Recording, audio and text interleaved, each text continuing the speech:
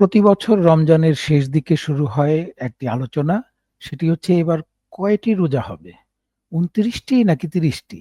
এবারও সেই আলোচনা শুরু হয়েছে। চাঁদ দেখা কমিটি তারাই সেটি ঘোষণা করে থাকে। বাংলাদেশেও আমাদের একটি চাঁদ দেখা কমিটি রয়েছে।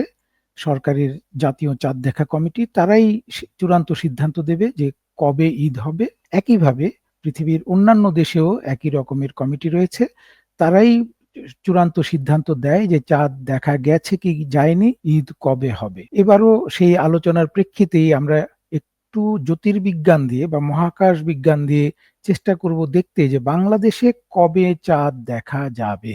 সেটি দেখার জন্য আমরা বেছে নিয়েছি একটি ওয়েবসাইট moonsighting.com। আমরা এবার দেখছি যে তারা চলতি বছরের ঈদুল ফিতর সম্পর্কে কি বলছে। চলতি বছরটি হচ্ছে হিজরি ১৪৪৬ সাল। ঈদুল ফিতরের চাঁদ দেখা যাবে মানে হচ্ছে শাওয়াল মাসের প্রথম চাঁদ কবে দেখা যাবে সেটি ২৯শে মার্চ শনিবার। এদিন চাঁদের অবস্থান কোথায় হবে? চাঁদ আসলে সূর্য ডোবার পর দেখা যায়, কারণ সূর্য যতক্ষণ আকাশে থাকে তখন সূর্যের আলোর কারণে চাঁদ দেখা যায় না। ২৯ মার্চ শনিবার উত্তর আমেরিকার কিছু এলাকায় চাঁদ দেখা যাওয়ার সম্ভাবনা রয়েছে। এই যে আকাশি রংটি দেখা যাচ্ছে সেখান থেকে ভিজিবল ইফ পারফেক্ট কন্ডিশন, অর্থাৎ আবহাওয়া যদি ভালো থাকে তাহলে সেখান থেকে চাঁদ দেখা যাবে।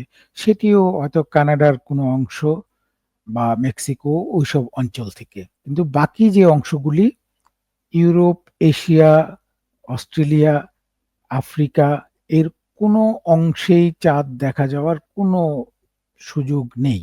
২৯শে মার্চ শনিবার। ২৯শে মার্চ শনিবার সৌদি আরবেও চাঁদ দেখা যাবে না। ৩০ তারিখে দেখা যাচ্ছে, ৩০ তারিখ রবিবার। এদিন কিন্তু এই যে সবুজ অংশটি দেখাচ্ছে তারা, এই সবুজ অংশটিকে বলছে easily visible with naked I, অর্থাৎ খালি চোখেই এই অঞ্চল থেকে চাঁদ দেখা যাবে। এই অঞ্চলের মধ্যে পড়েছে উত্তর আমেরিকা, দক্ষিণ আমেরিকা, ইউরোপ, আফ্রিকা, এশিয়ার পুরোটাই। এই একদিনেই পৃথিবীর প্রায় সবগুলো দেশ থেকে চাঁদ দেখা যাবে। আমাদের বাংলাদেশ থেকেও দেখা যাবে। আর আমাদের বাংলাদেশে ৩০শে মার্চ চাঁদ দেখার অর্থই হচ্ছে ৩১শে মার্চ ঈদুল ফিতর উদযাপন হবে।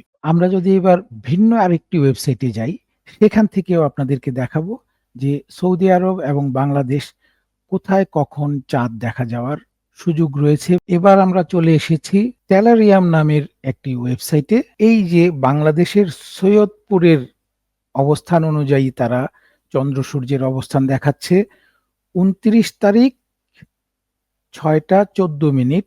এই যে এখানে দেখছেন চাঁদ এবং সূর্য, অর্থাৎ সূর্যের আলোর জন্য ২৯ তারিখ সন্ধ্যা ৬টা ১৪ মিনিটে চাঁদ দেখার কোনো সুযোগ নেই, কারণ তখনও আকাশে সূর্য থেকে যাবে।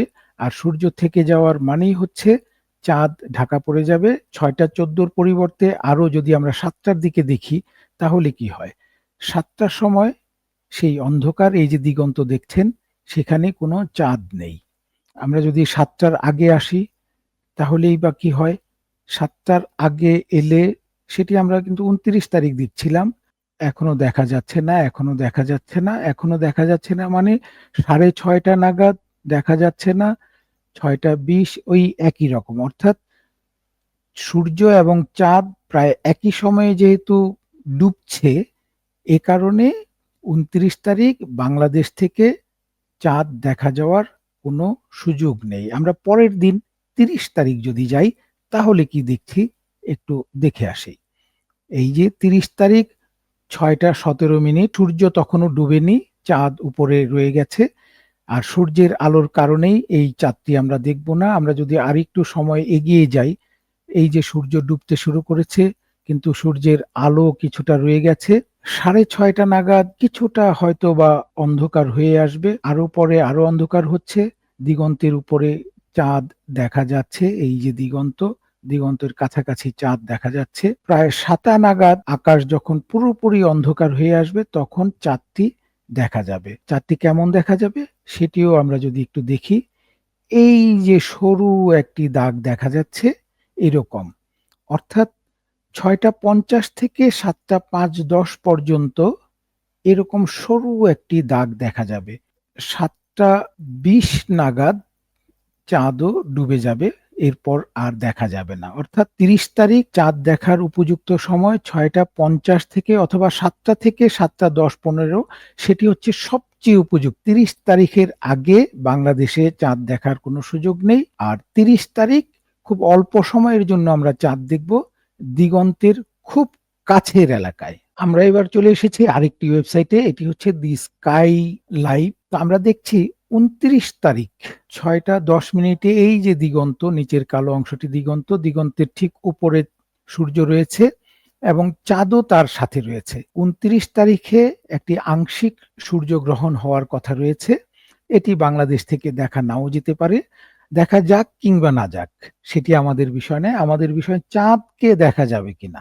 6:10 আমরা যদি আরো এগিয়ে যাই তাহলে দেখব যে সূর্য এবং চাঁদ দুটি একসাথে নিচে দিগন্তের নিচে চলে যাচ্ছে, অর্থাৎ দুটি একসাথে ডুবছে। সুতরাং আমরা সন্ধ্যার পর অন্ধকার আকাশে চাঁদকে দেখতে পাচ্ছি না। 30 তারিখে দেখব আমরা এই যে চাঁদ রয়েছে, ওই যে দিগন্তের নিচে সূর্য চলে গেছে, অর্থাৎ চাঁদ আকাশে রয়ে গেছে 6:20। দিগন্তে এখনো সূর্যের আভা দেখা যাচ্ছে।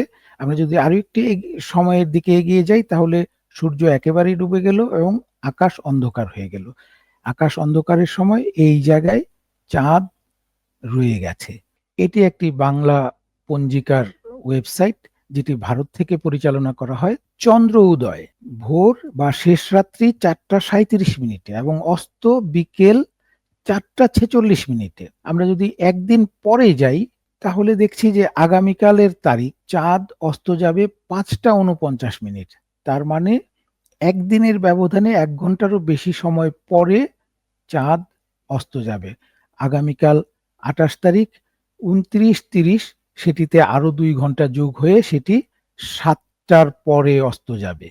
সুতরাং আমরা যে সবসময় বলি যে চাঁদ উঠেছে, সেটি হয়তো ঠিক নয়। আমাদেরকে বলতে হবে চাঁদও ডুবছে। আমরা চাঁদ ডোবার সময়টার সময়েই চাঁদ দেখতে পাই, ঈদের চাঁদ বিশেষ করে আমরা সেটিই দেখি।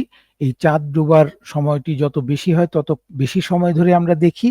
আর যদি দ্রুত ডুবে যায় তাহলে অল্প সময়ের জন্য এবং খুব চিকন রেখা আকারে চাঁদ দেখি। 31শে মার্চে আমাদের তো সবাই 31শে মার্চ বাংলাদেশে ঈদুল ফিতর উদযাপনের জন্য প্রস্তুতি নিচ্ছে এবং সেই ঈদের আগাম শুভেচ্ছা জানিয়ে আপনাদেরকে জানাচ্ছি ঈদ মুবারক।